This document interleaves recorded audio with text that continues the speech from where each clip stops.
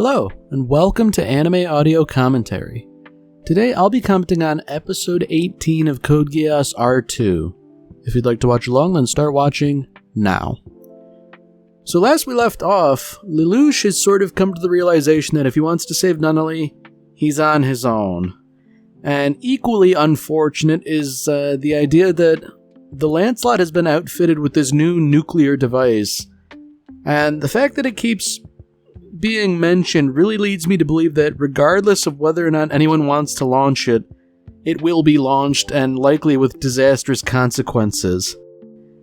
And this little bit in the opening here saying that the Black Knights don't know about the FLIA, the nuclear device, then it really seems like it's probably going to get launched with dire consequences. Oh boy.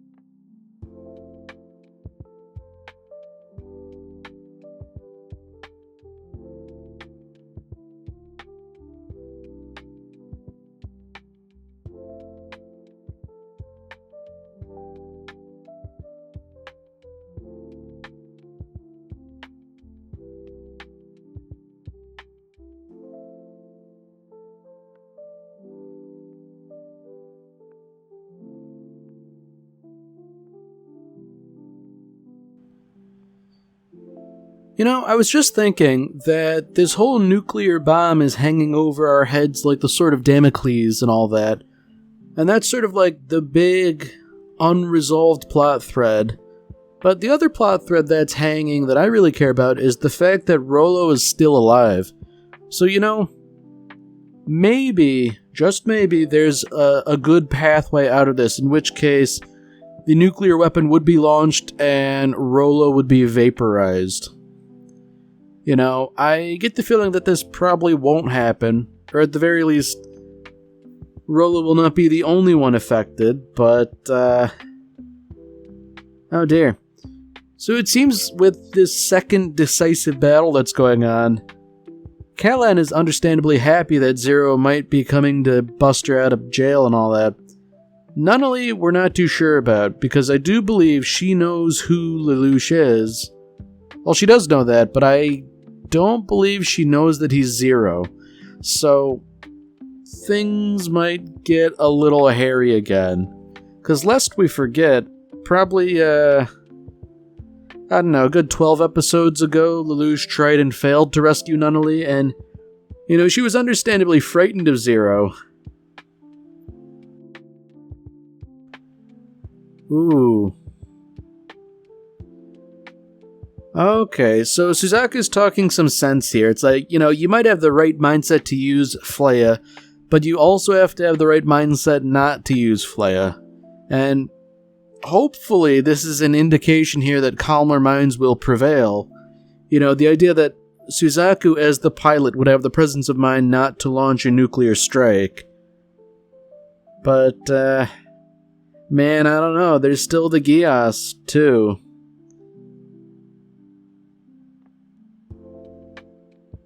Okay, so things are already interesting. Because Suzaku's, calling Lelouch through a direct line saying, look, I've got this really big bomb, and I might use it. I'm hoping he wouldn't. I'm hoping he's just threatening, but, it's interesting that now Jeremiah is acting out again. He's kind of been in the background, but the idea that he is now a combatant and staunchly loyal to Lelouch is very nice, I think. And when you get down to it, he's probably a pretty dangerous person to have to deal with. You know, we don't know in what ways he's been augmented. Although, now that I think about it, his presence is interesting. If he cancels out that Geass on Suzaku, then I guess all bets are off in an entirely different way. Oh dear. Poor Guilford, he's suffering alright, because, he doesn't really know why he's attacking the Britannians, but, that Geass has kicked in and there's no real way to fight it. I mean, I say that, but I'm wondering if maybe someone with a sufficient presence of mind and willpower would be able to resist it. I mean, we've seen that Euphemia put up a fight to a degree, but she ultimately succumbed. Ah, jeez. So Nina's just like, launch the nuke, go ahead and use it. Like, man. She really is a distasteful person. I mean, setting aside what she did to Table-kun, all this desire to use a nuclear weapon, that's really depraved. The one thing we can be thankful for is that Suzaku's like, look, I'm not using the nuke, okay? Stop asking me about it.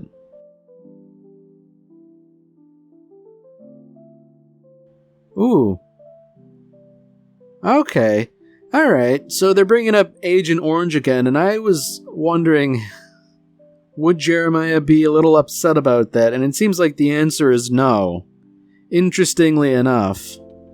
Because even loyal to Lelouch as he is, I still wouldn't say he's remarkably stable, and therefore, if anything were to sort of set him over the edge, it would probably be something like making reference to oranges. Ooh, that's a good sign. Lelouch is thinking look, if Rollo can get Nunnally to safety... Oh... Rollo really needs to take a bullet to the head. Lelouch is thinking, if Rollo can secure Nunnally, good, no more use for him, he can die. Rollo, at the same time, is thinking, I need to find Nunnally and kill her, because only I can be family to Lelouch. Rollo... I hate him. I really hate him. I hope he does get vaporized in nuclear hellfire. That is, frankly, the nicest way he can go out, but if it were up to me, I don't know, I think he should be, squashed by rubble or something, just, put in a building that's collapsing.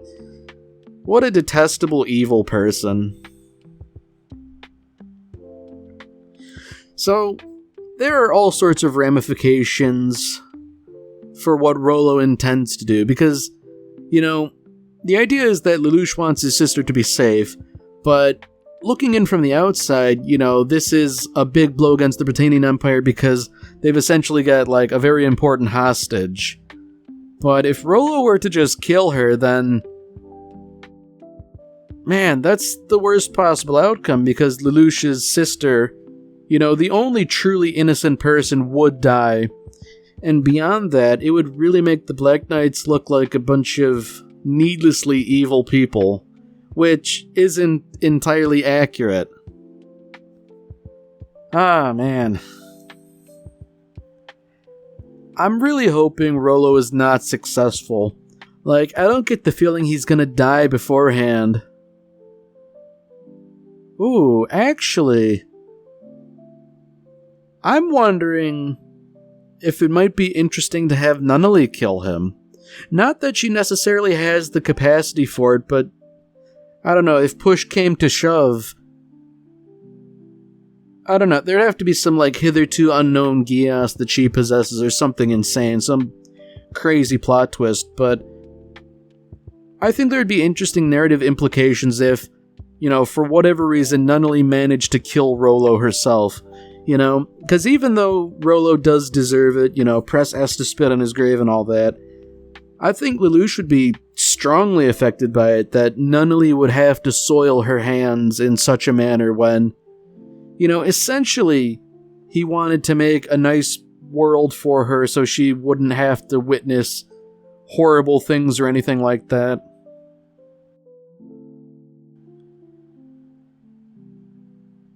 Okay. So it seems like Kellen is being busted out by Sayako, and Sayako's let it slip. Well, not slip necessarily, but she sort of informed her that Rolo's taking care of Nunnally, so now I guess you get back in the Gurren Mark II. Darn. I was almost sort of hoping that Kellen would help out with Nunnally, at least acting in a capacity as someone who wouldn't kill Nunnally, Oh dear.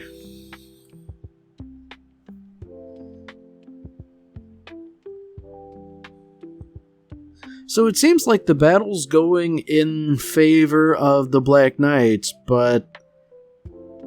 well, I guess not anymore. It seems like the power's back on, which indicates to me that the Britannians are mounting a more serious defense. So I guess, their little EMP strategy, whatever it was, they only had so much time to get things going. And I guess, unfortunately, things are becoming, for lack of a better term, realistic, In battle, there are casualties, and people are suffering and dying. Sometimes bad things just happen. And I guess speaking of bad things, Anya is suffering something. It's not exactly clear what, but... either way, it seems like Lelouch is in a precarious position. I can't help but imagine that this is probably the appropriate time for Kellen to make a big heroic intervention.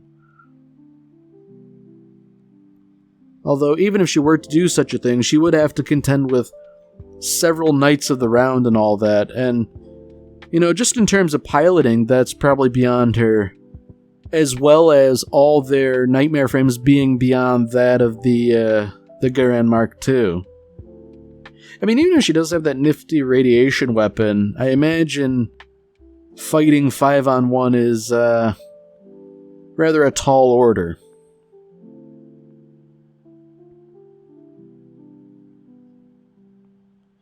So it seems like, in the intervening period, the Gurren is considerably better than it was before, having been upgraded.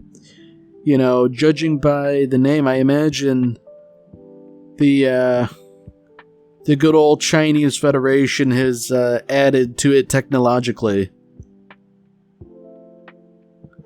I guess the question that remains is, can it stand against the Knights of the Round? Hopefully. I mean, if nothing else, maybe give Lelouch a chance to fight back.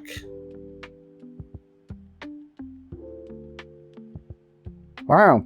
So it really does seem like whatever the Chinese Federation did to help out the Gurren, they've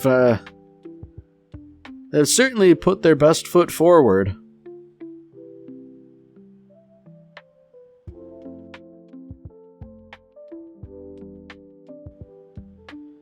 Okay, so it seems like things are, not great for Zero. Like, backup has been delayed, and what's more, the Emperor's flagship is coming to Area 11, which is, decidedly no good, because I imagine, a flagship in this context is probably got to be considerably more technologically advanced than all the others.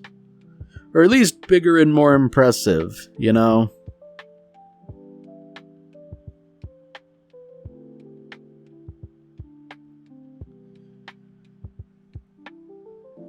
Oh dear. So whatever Lelouch was trying to do, it seems like he's been anticipated.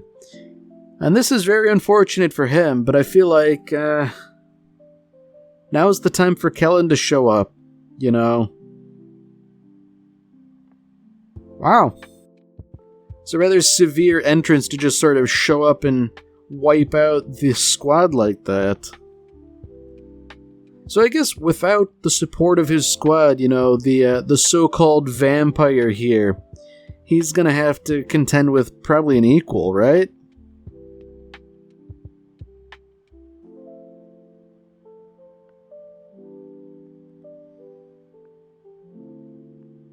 So that's interesting there. The Eijitan, as they call it, it was stolen, I guess.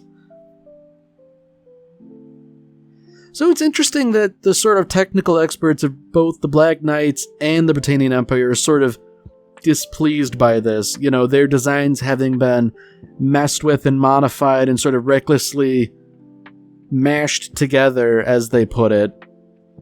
That's not surprising, I guess. There's something about, geniuses that makes them egotistical, but I feel like, at least for the technical expert of the Black Knights, she should maybe consider that it's a good thing the cavalry is arriving and in good standing, because, the battle was sort of starting to not go well, and there's definitely the possibility that things will get worse, so, maybe it would behoove everyone to complain later.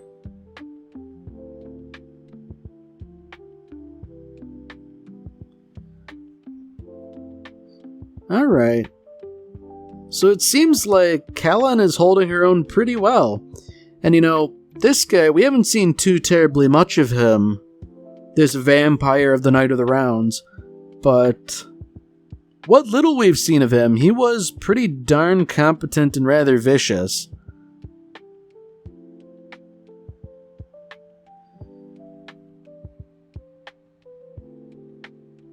I get the distinct impression that he was really only introduced for this moment here, just to sort of display that Callan and the Gurren are just so incredible now at this point that even a combatant like one of the Knights of the Round can suffer overwhelming defeat at her hands. Now this is more interesting, I think, because this particular Knight of the Round, he was definitely taking his time to talk to Callan when she was imprisoned. So I can't imagine Gino will die yet, seeing as how we've seen a little bit more of him and, hanging out in the student council as he has been. I feel like there's probably a little bit more to him too, to just die immediately. So I wonder if he and Callan will fight to a draw or something. I guess I wouldn't be surprised if that were the case.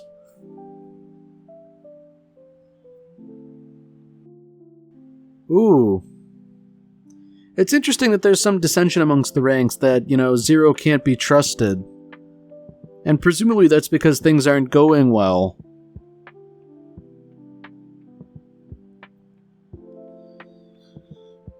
So, with these people saying hey, Zero can't be trusted, I'm wondering if this will lead to, not necessarily open rebellion, but otherwise, distrust and deviation from various plans.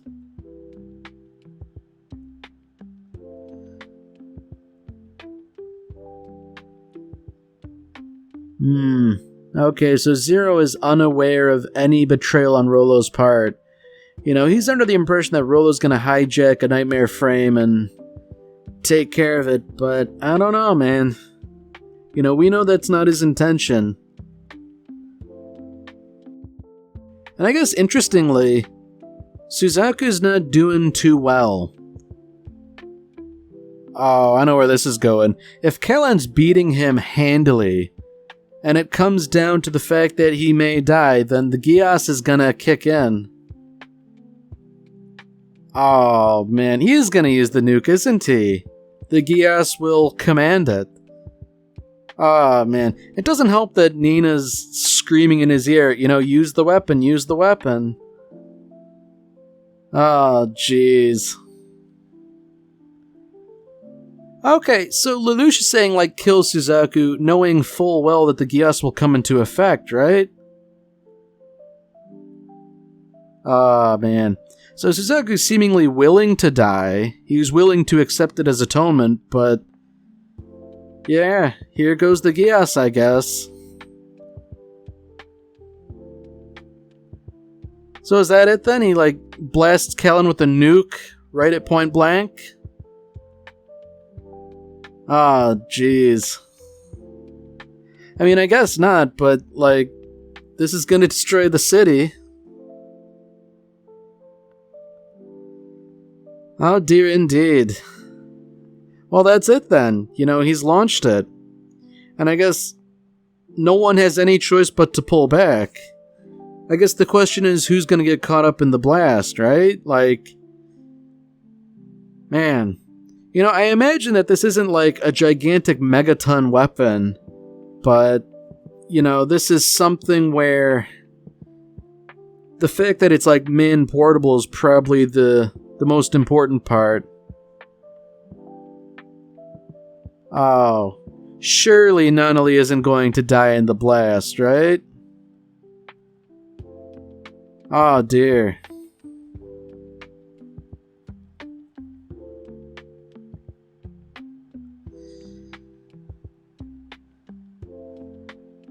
Well, I guess this is it then. You know, Guilford is gone. It seems like Nunnally is gone, like half the city's gone. Well, if there's one good thing about this, you know, maybe Rollo's gone too.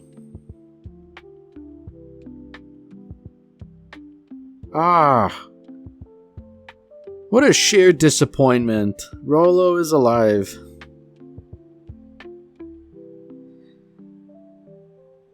Okay, well, I guess this is the kick in the teeth, you know. Nunnally did not survive.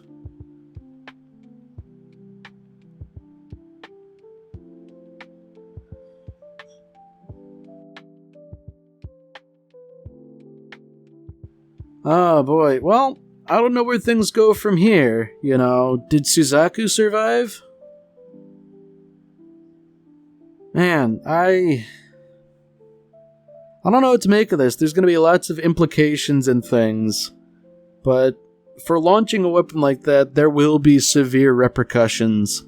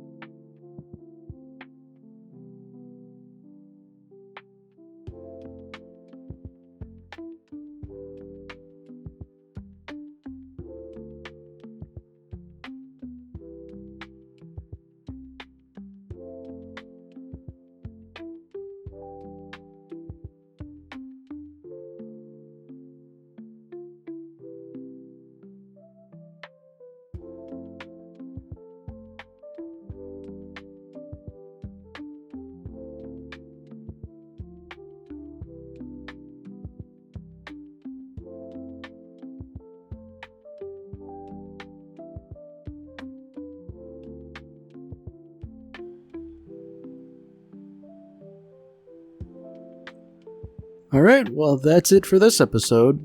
If you've enjoyed it, then by all means, tune in for the next one. See you, Space Cowboy.